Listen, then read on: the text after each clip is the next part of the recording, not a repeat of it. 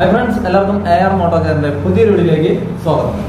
ഇന്നത്തെ നമ്മുടെ വീഡിയോ എന്ന് പറയുന്നത് വേറെ ഒന്നുമല്ല. നമ്മൾ ഒരുപാട് പേര് ചോദിച്ചിട്ടുള്ള കാര്യമാണ്, എന്താണ് വണ്ടിയുടെ ഫ്രണ്ട് ടയർ വെട്ടിത്തരുന്നതിൻ്റെ കാരണം എന്താണെന്നുള്ളത് ഒരുപാട് പേര് ചോദിച്ചിട്ടുണ്ട്. ബൈക്കിനാണെന്നുണ്ടെങ്കിലും സ്കൂട്ടറിനാണെന്നുണ്ടെങ്കിലും എന്തുകൊണ്ടാണ് ഇങ്ങനെ ഒരു പ്രശ്നം വരാറ്, അതായത് ഒരു സൈഡ് ടയർ മാത്രം തേയ്മാനം വരുന്നത് എന്തുകൊണ്ടാണ് എന്നുള്ളൊരു കാര്യമാണ് ഒരുപാട് പേര് ചോദിക്കാറുണ്ട്. അപ്പോൾ അതിൻ്റെ ഒരു പരിഹാരവും അതിൻ്റെ കാര്യങ്ങളെക്കുറിച്ചാണ് ഇന്നത്തെ നമ്മുടെ വീഡിയോ. നമുക്ക് നേരെ വീട്ടിലേക്ക് പോകും. ആദ്യം തന്നെ ഞാനൊരു സ്കൂട്ടറിൽ എന്തുകൊണ്ടാണ് അങ്ങനെ ഒരു പ്രശ്നം വരാറ് എന്നുള്ളൊരു കാര്യം ഞാൻ എന്താണെന്ന് നമുക്ക് പറഞ്ഞുതരാം. അതുപോലെ സ്റ്റമ്പുള്ള വണ്ടികളും അതുപോലെ പിന്നും പുഷും ഉള്ള വണ്ടികളും രണ്ട് രീതിയിലാണ് ഈ കംപ്ലൈൻറ്റ് നമുക്ക് പരിഹരിക്കാനായിട്ടുള്ളത്.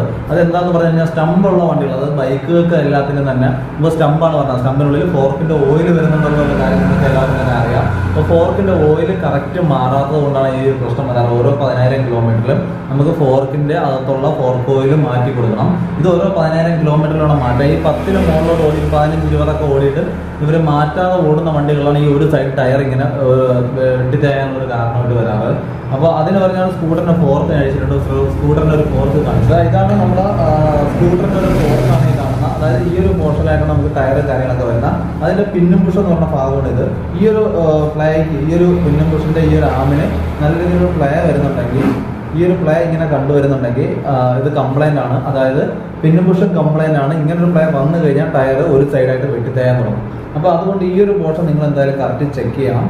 അപ്പോൾ ഈ ഒരു പോർഷൻ ഇങ്ങനെ കംപ്ലൈൻറ്റ് വന്നിട്ടുണ്ടെന്നുണ്ടെങ്കിൽ ഈ ഒരു ടയർ വെട്ടിത്തരാനുള്ള കാരണം വളരെയധികം കൂടുതലാണ്. ഒരുപാട് പ്രശ്നങ്ങൾ ഇങ്ങനെ കൊണ്ടുവരാറുണ്ട്.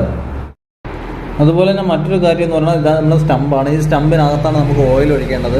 അപ്പോൾ ഈ സ്റ്റമ്പിനകത്ത് വരുന്ന ഓയിൽ ഒഴിക്കാത്തത് കൊണ്ടാണ്, അല്ലെങ്കിൽ ഒഴിച്ച ഓയിൽ കംപ്ലൈൻ്റ് ആയതുകൊണ്ടാണ് ഈ ഒരു സൈഡ് ടയർ മാത്രമായിട്ട് ഇങ്ങനെ വെട്ടിത്തരാനുള്ളൊരു കാരണം കണ്ടുവരുന്നത്.